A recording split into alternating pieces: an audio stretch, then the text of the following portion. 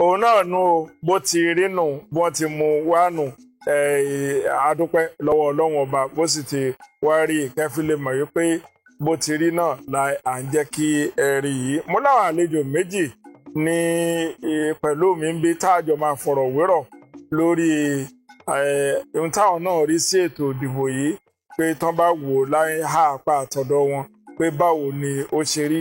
ìyẹn náà láwàá mú sọ táàbí wá sọ̀rọ̀ débi ètò ẹ̀kọ́ ní ìlànà Islam pé tá a bá wo Islam dáadáa ìjọba Jonathan tó ń parí lọ yìí ẹ rí i pé wọ́n ṣe ọ̀pọ̀lọpọ̀ nǹkan lórí àwọn àlùmáńjèrè tó jẹ́ pé wọ́n máa ń gbé Abidin tẹ́bàdẹ̀ wo ìjọba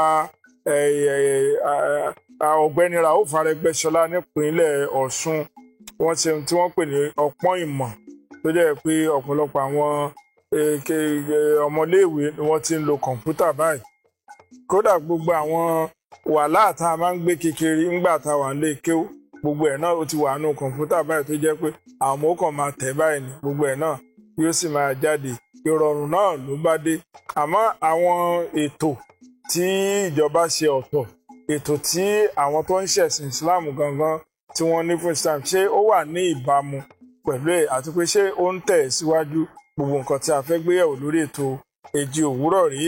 àlejò mi àkọ́kọ́ àwọn náà ni Fadila Sheik Alhaji Abdul Gani Ọlátúndé Salaudeen Kasan àwọn gangan ní missioner àti national TV imam Badru Islam of Nigeria worldwide.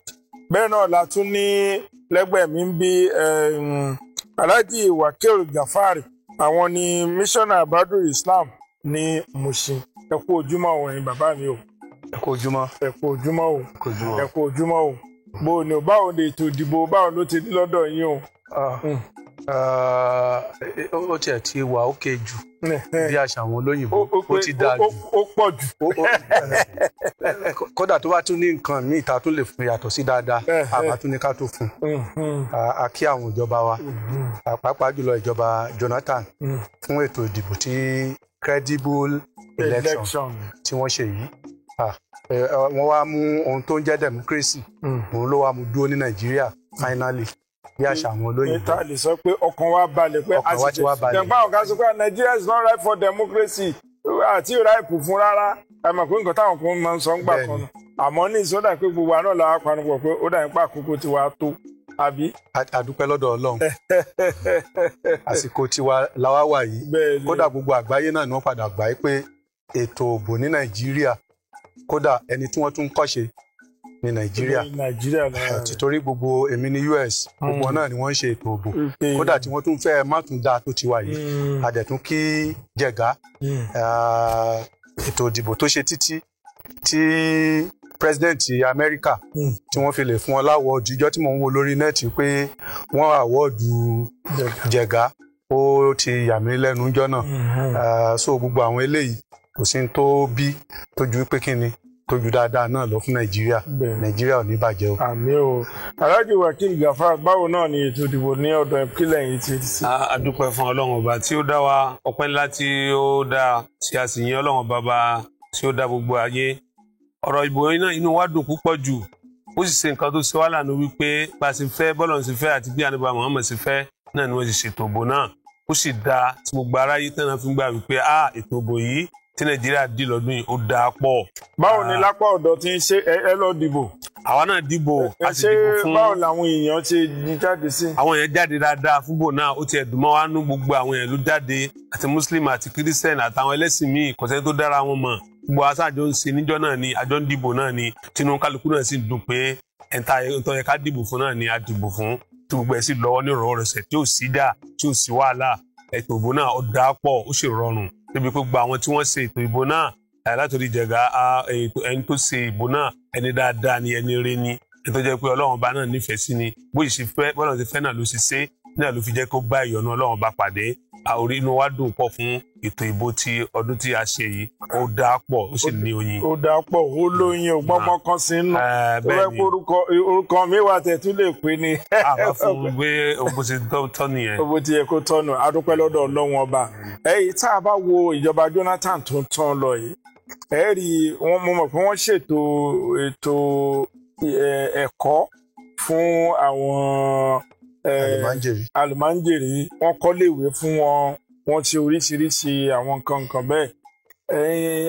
Mo dẹ̀ tún wò pé ní ìpínlẹ̀ Ọ̀ṣun náà ọ̀gbẹ́ni Rauf Arẹ́gbẹ́ṣọlá náà gbìyànjú tábà nípa ètò ọpọ́n ìmọ̀ náà tí wọ́n ṣe gẹ́gẹ́ bí ẹ̀yin tó jẹ́ pé ẹ jẹ́ àgbà ẹ̀sìn nínú ẹ̀sìn Islam. Tẹ́mi mọ̀ nínú ẹ̀kọ́ Islam òun náà ni pé nígbà tá à ń kéwu ńgbà yẹn náà ni pé a ní wàhálà wa tá a dẹ̀ máa kọ́ wọ́n máa kọ́ alifi ba ta sa. Jìmọ̀ ń kárí mọ́ mi tìgbà yín nìyẹn. Wọ́n ti sìn ní alifi ba ta sa jìmọ̀ ń ká o. Àfa wa kèrè ọ̀rẹ́ ibi bó ti jókòó rèé ọ̀rẹ́ ẹ̀gùn lọ́hùn yẹn tó o bá àwọn ṣe jókòó wájú báyìí tó bá rí báyìí pé òun ṣe báyìí báyìí òun sún báyìí tó bá ṣe ṣàbáyìí. Mo á fẹ́ béèrè báwo ni ní ìsìn. A dúpẹ́ fún yín olótù lóòótọ́ àtòdodo n tí Islam basically n tí Islam really base lé lérí gangan ni ọ̀rọ̀ ọmọ. Ẹ rí i pé ìgbà tí ètò Islam fẹ́ bẹ̀rẹ̀ látọ̀dọ̀ Prophet Muhammad ikra ni wọ́n fi bẹ̀rẹ̀ wípé Prophet Muhammad kà ikra àkà bismi rabbika alladhi khalaq. Ànábì wà ní ọmọ 40 ọdún nígbà ni. N tí a fẹ́ fi rọ ọ̀pọ̀lọpọ̀ àwọn èèyàn pàápàá jùlọ àwa àfáà sí nìyẹn. Ọ̀pọ̀lọpọ̀ àfáà ẹlòmíà parí Quran a lóhùn ṣe àfáà. Kí ni ìmọ̀ tó ní nípa Islam ní tó parí Quran? Ẹlòmíì ó lè jẹ́ ìdádí level nìkan ló kà, which is diploma level, kó a máa wá pèrè ní intellectual in Islam. Can that be possible nílànà ìwé? Gbogbo àwọn nǹkan yẹn ló yẹ kí àwa àfáà ló yẹ ká ṣe iṣẹ́ lé lérí. Ìwà kí a má fẹ́ ní nǹkan ṣe kákan fẹ́ máa fi ìlànà kan jẹun a sì ní fẹ́ ṣiṣẹ́ lórí ẹ̀. Gẹ́gẹ́ bí ọ̀rọ̀ àfáà kan tó ní tamannaita antum zilifa kí hamuna zira bigeri àná in palijununu funun. Ó ní tamannaita ó lóun ran kan antum sí fàkíhán kó doni mímọ̀ múnà ziran táwọn èèyàn máa nàgà wípé lágbájá ní sọ̀rọ̀ yìí bigeri àná sì fẹ́ ṣe wàhálà palijununu funun. Ó ní nǹkan kan tí ń rọ̀ǹgì sí ẹrù làákàrí irú ẹni bẹ́ẹ̀.